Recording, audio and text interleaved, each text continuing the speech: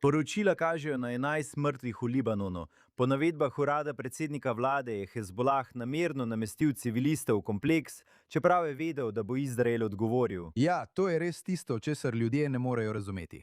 Pravzaprav sem pravkar govoril z mamo, ki me je poklicala. Je Američanka in me je vprašala, kaj se je zgodilo v Libanonu. Rekel sem, mama, svet res ne more razumeti, kako zlobni so ti ljudje. Napadli so naše sile v varnostni coni.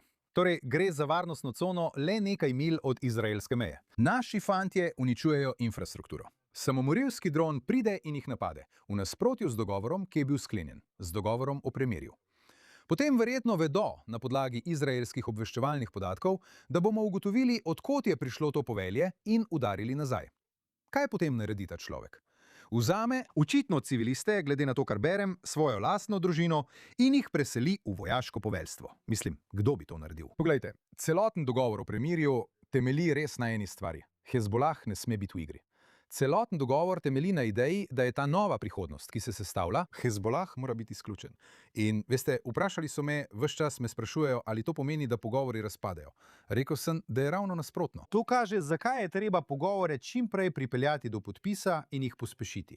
Morajo biti resnični, ker vidite, Hezbolah bo naredil skoraj vse. In veste, ta napad ni samo to, da so napadli naše vojake. Od kod so napadli? Neposredno iz območja gradu Belfor, grebena Al-Tahir, kaj ne? V bistvu, kar se je zgodilo, to je v resnici os zla, ki je bila zgrajena znotraj Libanona. Že desetletja je Iran, morda celo Severna Koreja, spet po tujih poročilih, zgradil to deželo tunelov. Imenuje se dežela tunelov. In IDF jim je uspelo zbrati jih onkraj tega grebena. In vedo, da bodo kmalu izgubili ves svoj položaj. To je bila njihova druga obrambna linija. Zato poskušajo, preden se še bolj približamo, napasti naše enote, ker vedo, da so blizu izginotja.